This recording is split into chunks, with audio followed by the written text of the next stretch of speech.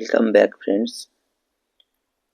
এর আগের ভিডিওতে আমরা গ্রুপ সি এবং গ্রুপ ডি পরীক্ষার জন্য অঙ্কের যে ক্লাসটি আমরা শুরু করেছিলাম অনুপাত ও সমানুপাতের অধ্যায়ে, আজ আরও বেশ কয়েকটি উদাহরণ, যেই ধরনের অঙ্কগুলো সাধারণত এই ধরনের পরীক্ষায় আসে, আরও কয়েকটি উদাহরণ আজকে আমরা সমাধান করব। তো প্রথমে যে প্রশ্নটি আমি লিখেছি, দুটি সংখ্যার সমষ্টি 20 এবং তাদের পার্থক্য 5 হলে সংখ্যা দুটির অনুপাত কত? অর্থাৎ এক্ষেত্রে আমরা যদি সংখ্যা দুটি ধরে নিই, একটি সংখ্যা a এবং অপরটি b, দুটি সংখ্যা যদি ধরে নিই, সমষ্টি অর্থাৎ যোগফল a প্লাস b সমান 20, পার্থক্য অর্থাৎ তাদের বিয়োগফল অর্থাৎ a মাইনাস b সমান 5। আমাদেরকে বের করতে হবে a ইজ টু b বা a বাই b এর মান কত।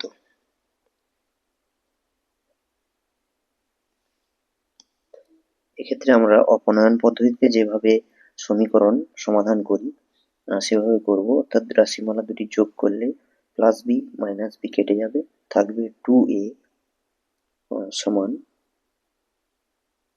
25। অর্থাৎ এক্ষেত্রে এর মান আমরা পাবো 25/2। এবারে যদি একটি সমীকরণ নিয়ে নিই, a প্লাস বি সমান দেওয়া ছিল 20, তাহলে এক্ষেত্রে যদি আমি এর মান বসিয়ে দিই 25/2 প্লাস বি সমান 20 বা বি সমান 20 মাইনাস 25/2, মান নির্ণয় করলে হবে 2, 40 মাইনাস 25 অর্থাৎ 15/2। তাহলে আমরা এর মান পাচ্ছি 25/2, বি এর মান পাচ্ছি 15/2। তাহলে a ইজ টু বি সমান a বাই বি, অর্থাৎ 25/2 বাই 15/2, বাই অর্থাৎ ভাজিত আছে, ভাগ রয়েছে, তাহলে যদি গুণ করি হয়ে যাবে 2/15, 2 কাটবে, 5 3 15, 5 5 25, তাহলে আমাদের মান দাঁড়াবে 5/3, অর্থাৎ 5:3 হবে অ্যান্সার। অর্থাৎ a ইজ টু b এর মান হবে 5:3। এরপর আমরা এই ধরনের আরো একটি প্রশ্ন সমাধান করব। প্রশ্নটি রয়েছে, দুটি সংখ্যার অনুপাত দেওয়া রয়েছে 5:8, দুটি সংখ্যা যাদের অনুপাত 5:8 এবং তাদের সমষ্টি 520। এটাকে আমরা অনেক সময় মুখে মুখেও সমাধান করতে পারি, অর্থাৎ দুটো সংখ্যার অনুপাত এবং তাদের সমষ্টি অর্থাৎ মোট 520 যোগফল হবে। তাহলে সংখ্যা দুটোর একটি অংশ যদি 5 ভাগ হয় আর একটি অংশ যদি 8 ভাগ হয়, তাহলে অর্থাৎ ওই যে সমষ্টিটাই হচ্ছে দুটি সংখ্যার যোগফল। একটি সংখ্যার অংশ 5, একটির যদি 8 ধরি, তাহলে 8 5 13 হচ্ছে। তাহলে সেই হিসাবে প্রতি এক ভাগ 13 ভাগের জন্য হচ্ছে 520, তাহলে এক ভাগের জন্য হবে 520/13 হবে 40। তাহলে 5 ভাগের জন্য দাঁড়াবে 5 গুণিতক 40 200, এবং 8 ভাগের জন্য হবে 8 গুণিতক 40 320, অর্থাৎ সংখ্যা দুটি হবে 200 এবং 320, সমষ্টি করলে 520 হচ্ছে। এটাকে আমরা যদি অন্যরকম ভাবে করি, অর্থাৎ মোট সমষ্টি তাদের 520, এখানে 520 এর মধ্যে একটি রয়েছে 5 13, অর্থাৎ মোট 13 ভাগ, তার মধ্যে একটি সংখ্যা নেবে 5 ভাগ আর একটি সংখ্যা নেবে 8 ভাগ, এবং দ্বিতীয় সংখ্যাটি হবে এর 8/13, 13 4 52, 13 4 52, অর্থাৎ এখানেও পাচ্ছি 200, এখানেও পাচ্ছি 320। এছাড়াও আমরা আরেক রকম ভাবে করতে পারি অঙ্কটা, যদি ধরেই নিই একটি সংখ্যা ছিল 5x এবং অপরটি ছিল 8x, তাহলে এদের সমষ্টি বলেছে যোগ, সমষ্টি সমান কত হবে 13x, এবং সমষ্টি এখানে বলাই রয়েছে 520, তাহলে 13x সমান 520 বা x সমান 520/13 সমান হবে 40। তাহলে একটি সংখ্যা ছিল 5x, তাহলে 5x যে সংখ্যাটি ছিল তার মান হবে 5 গুণিতক 40 সমান 200, 8x যে সংখ্যাটি ছিল তার মান হবে 8 গুণিতক 40 সমান 320। তো আমরা যেভাবেই করি না কেন উত্তর ঠিক একই আসবে, অর্থাৎ সংখ্যা দুটি হবে 200 এবং 320। আপনারা যে কোনো পদ্ধতি ব্যবহার করতে পারেন। এই অনুপাত সমানুপাত থেকে আরো একটু কঠিন ধরনের যে অঙ্ক আসতে পারে, যেমন পরের অঙ্কটা আমরা সমাধান করছি। দুটি পাত্রের মিশ্রণ রয়েছে, তাতে দুধ ও জলের মিশ্রণ রয়েছে। অনুপাত প্রথম যে পাত্রটি সেখানে দুধ ও জলের অনুপাত হবে 11:7, অর্থাৎ 11 ভাগ দুধ হলে 7 ভাগ জল। দ্বিতীয় যে পাত্রটি রয়েছে সেখানে 13 ভাগ দুধ ও 5 ভাগ জল। এবারে এই দুটি মিশ্রণকে মিশিয়ে ফেলা হলো, অর্থাৎ যদি প্রথম পাত্র আমি ধরি, এটা দ্বিতীয় পাত্র, অর্থাৎ এখানে দুধ ও জলের অনুপাত রয়েছে 11:7 এবং দ্বিতীয়টাতে রয়েছে 13:5।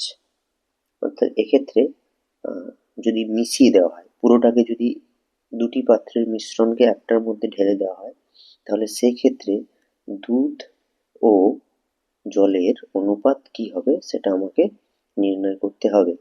তো এখানে কিন্তু আমরা সরাসরি এই দুধের পরিমাণ, এই দুধের পরিমাণ, এই জলের পরিমাণ, এই জলের পরিমাণ যোগ করে অনুপাত বের করলে সেটা ভুল হবে। তো কিভাবে করতে হবে? প্রথম পাত্রে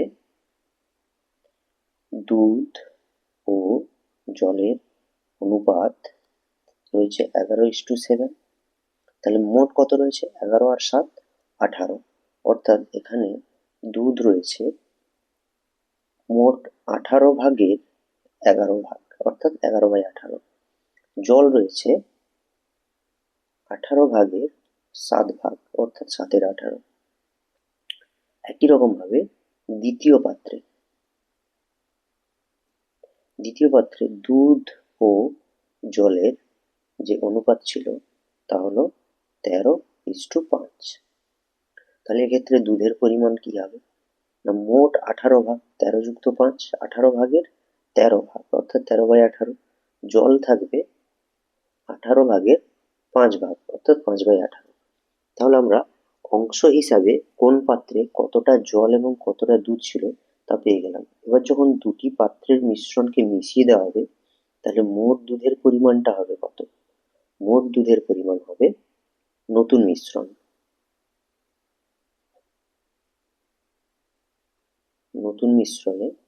মোট দুধের পরিমাণ হবে 11/18 যুক্ত 13/18। 11 যুক্ত 13, তাহলে হবে 24/18। একই রকম ভাবে নতুন মিশ্রণে মোট জলের পরিমাণ কত হবে? প্রথম পাত্রে জলের পরিমাণ বেরিয়েছে 7/18 অংশ, যুক্ত দ্বিতীয় পাত্রে 5/18 অংশ। আমি যদি যোগ করি 7 যুক্ত 5, 12/18 অংশ। তাহলে এক্ষেত্রে নতুন মিশ্রণে দুধ ও জলের অনুপাত হবে 24/18:12/18। আমরা জানি অনুপাত মানে ভাগ, তাই আমরা যদি এটাকে গুণের নিয়মে গুণ করি, তাহলে পরের ভগ্নাংশটা উল্টে যাবে, লব হরকে লব হয়ে যাবে। 18 কাটছে, 12 2 24, তাহলে ওপরে থাকছে 2, নিচে থাকছে 1, অর্থাৎ অনুপাত হবে 2:1। তাহলে নতুন যে পাত্রতে দুটো মিশ্রণকে মেশানো হবে সেখানে দুধ ও জলের অনুপাত হবে 2:1। পরের যে অঙ্কটি আমরা দেখব, প্রায় কমন আসে এই ধরনের অঙ্কটি, যে একটি বাক্সে মোট 384টি মুদ্রা আছে। যদি 1 টাকা, 50 পয়সা ও 25 পয়সার মুদ্রার সংখ্যার অনুপাত 2:3:7 হয়, তবে বাক্সে মুদ্রাগুলির মোট মূল্য কত? অর্থাৎ কত টাকা বা কত পয়সা রয়েছে। এখানে বুঝতে হবে 384টি মুদ্রা রয়েছে, অর্থাৎ এখানে কিছু 1 টাকা রয়েছে, কিছু 50 পয়সা রয়েছে ও কিছু 25 পয়সা রয়েছে। তাহলে যতগুলো 1 টাকা থাকবে তত টাকা, আর যতগুলো 50 পয়সা থাকবে ভাজিতক 2 টাকা, কারণ দুটি 50 পয়সাতে 1 টাকা। আর যতগুলি 25 পয়সা থাকবে ভাজিত 4 টাকা। এই জিনিসটা আমাদেরকে মাথায় রাখতে হবে। তাহলে এখানে কোনটা কত সংখ্যায় রয়েছে, অর্থাৎ 1 টাকা কত রয়েছে, 50 পয়সা কত রয়েছে এবং 25 পয়সা কত রয়েছে, সেই সংখ্যাগুলির অনুপাত 2:3:7। আমরা এখানে ধরে নিতে পারি 1 টাকার মুদ্রার সংখ্যা, 1 টাকার মুদ্রার সংখ্যা কত হবে, 2x। 50 পয়সার মুদ্রার সংখ্যা 3x এবং 25 পয়সার মুদ্রার সংখ্যা 7x। এগুলো আমি সংখ্যায় টি হিসাবে ধরে নিতে পারি। যে কোনো অনুপাতকে একটি নির্দিষ্ট সংখ্যার গুণিতক আকারে আমরা প্রকাশ করতে পারি। তাহলে 1 টাকার মুদ্রার সংখ্যা যদি 2x হয় তাহলে কত টাকা হবে, যতগুলি 1 টাকা হয় ততগুলি টাকা। তাহলে 1 টাকার মুদ্রার মূল্য 2x টাকা। 50 পয়সার মুদ্রার মূল্য কত হবে, যতগুলি 50 পয়সা হবে তার অর্ধেক সংখ্যক টাকা হবে, অর্থাৎ 3x/2 টাকা। এবং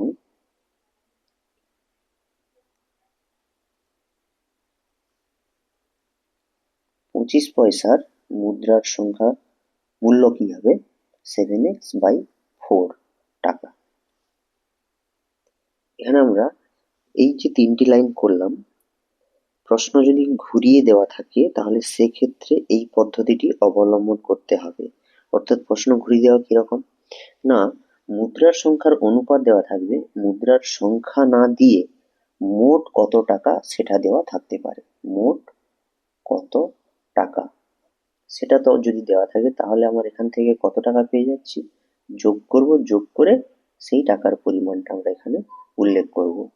এক্ষেত্রে আমরা কি করব, যেহেতু সংখ্যা দেওয়া রয়েছে, মোট মুদ্রার সংখ্যা 384টি দেওয়া রয়েছে, তাহলে আমরা মুদ্রার সংখ্যা এখানে ধরে নিয়েছি 2x, 3x এবং 7x।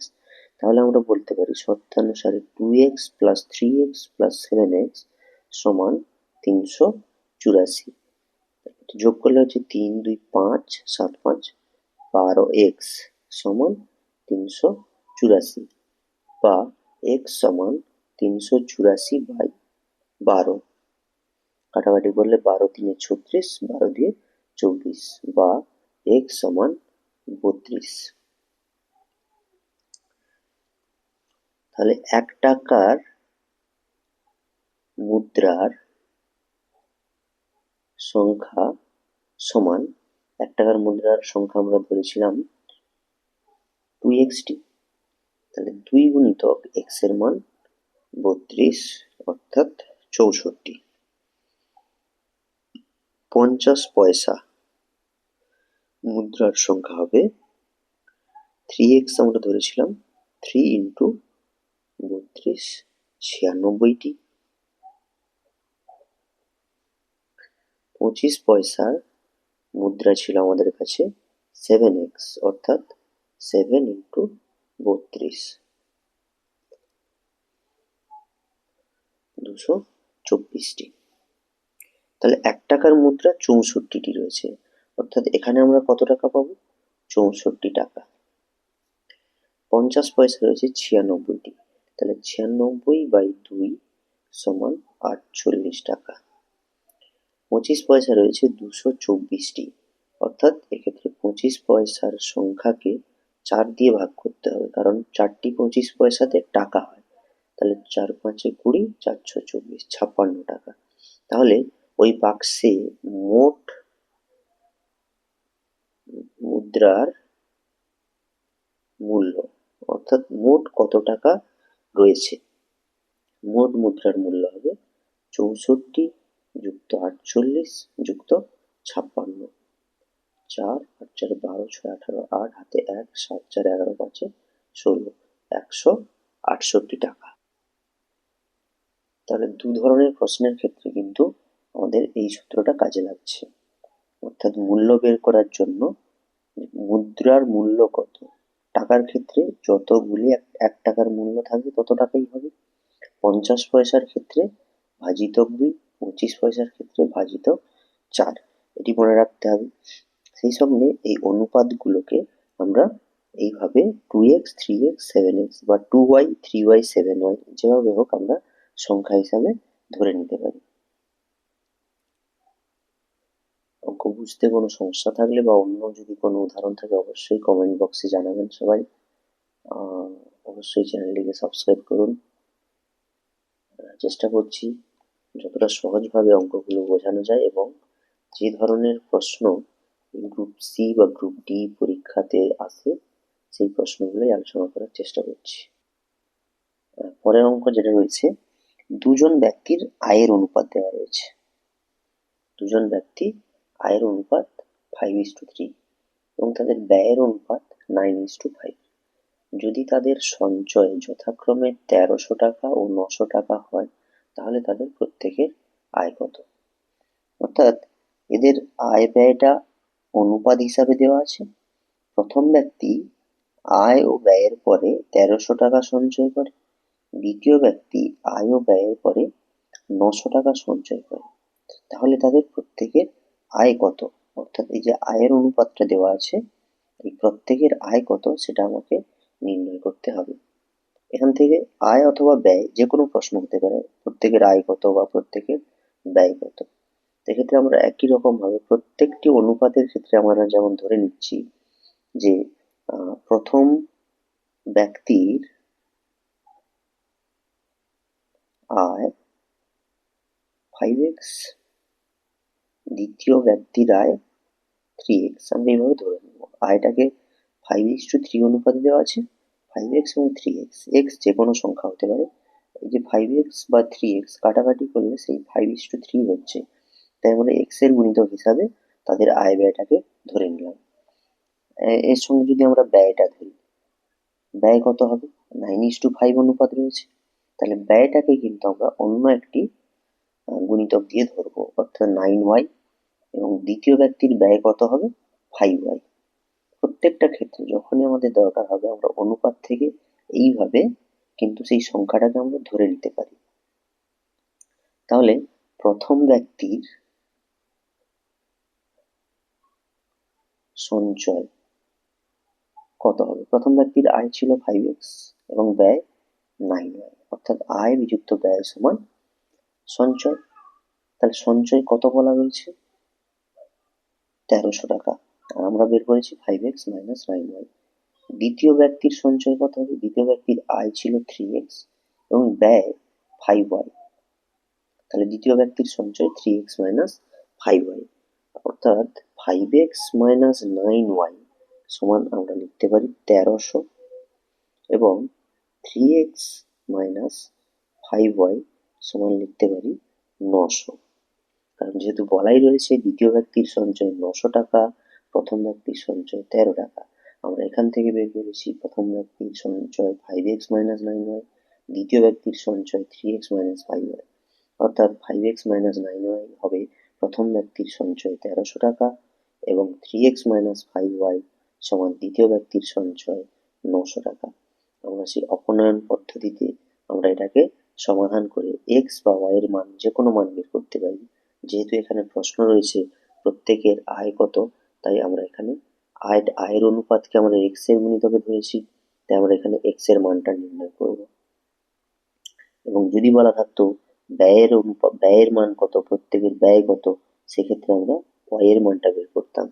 তাহলে x এর মান বের করার জন্য এই y এর যে রাশিটা রয়েছে y এর সহগকে আমরা এখানে সমান করব।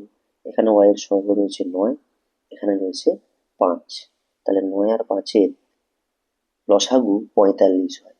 তাহলে 9 কে যদি 45 করতে চাই, প্রথম রাশির সঙ্গে আমাকে 5 গুণ করতে হবে, 5 কে 45 করতে হলে প্রথম রাশির সঙ্গে 9 গুণ করতে হবে, দ্বিতীয় রাশির সঙ্গে 9 গুণ করতে হবে। এই গুণ হওয়ার অর্থ হচ্ছে পুরো রাশিটাকেই গুণ করা, এতে এই রাশিমালার কোনো মানের পরিবর্তন হবে না, কারণ এটি সমীকরণের সমান চিহ্নের উভয় দিকে আমরা একই সংখ্যার গুণ, ভাগ, যোগ, বিয়োগ করতেই পারি। অর্থাৎ এই 5 পুরো রাশিমালার সঙ্গে গুণ হবে, হয়ে যাবে 5 5 এ 25x মাইনাস 9 5 এ 45y সমান 13 5 এ 65 6500। দ্বিতীয় সমীকরণের ক্ষেত্রে যদি আমরা 9 গুণ করি, 9 3 27x মাইনাস 45y, 9 9 81, 8100। তাহলে বিয়োগের ক্ষেত্রে সাইন চেঞ্জ হবে, প্লাসটা হয়ে যাবে মাইনাস, মাইনাস হবে প্লাস, প্লাস হবে মাইনাস। তাহলে -45 প্লাস 45 এটা কেটে যাবে, +25 এবং -27, তাহলে উত্তর হবে -2x সমান এখানে 8100 এবং 6500, 8100 মাইনাসে বেশি হয়েছে তাই অ্যান্সার হবে মাইনাসে, এবং এখানে মান দাঁড়াবে 1600। মাইনাস মাইনাস উভয় দিকে কাটতে পারি, বা x সমান 1600/2, বা x সমান 800। আমরা আয়ের যে মানটাকে ধরে নিয়েছিলাম 5x এবং 3x, 5x এবং 3x, তাহলে প্রথম ব্যক্তির আয় কত হবে, x এর মান, তাহলে প্রথম ব্যক্তির আয় সমান 5 গুণিতক x এর মান 800, অর্থাৎ 4000 টাকা। দ্বিতীয় ব্যক্তির আয় সমান 3 গুণিতক 800, 2400 টাকা। তাহলে প্রথম ব্যক্তির আয়ের পরিমাণ হবে 4000 টাকা এবং দ্বিতীয় ব্যক্তির আয়ের পরিমাণ 2400 টাকা। আপাতত যে যত প্রকারের উদাহরণ আমরা অভ্যাস করলাম, এরই মধ্যে এই ধরনের পরীক্ষায় আসে। তো আগের ভিডিওতে আমরা বলেছিলাম যে প্রায়ই একটি কমন প্রশ্ন থাকে, a:b এবং b:c এর মান দেওয়া থাকে, সেখান থেকে a:b:c কত হবে এর পদ্ধতিও আগের ভিডিওতে আমরা সমাধান করে দেখিয়েছি। তাই আজকে একটি সবার জন্য হোম টাস্ক দিলাম, a:b সমান 2:3 এবং b:c সমান 6:11। এখান থেকে বের করে অবশ্যই কমেন্ট বক্সে জানাবেন a, b, c এই তিনটির অনুপাত কত হলো। তো এই পর্যন্ত অনুপাত সমানুপাত।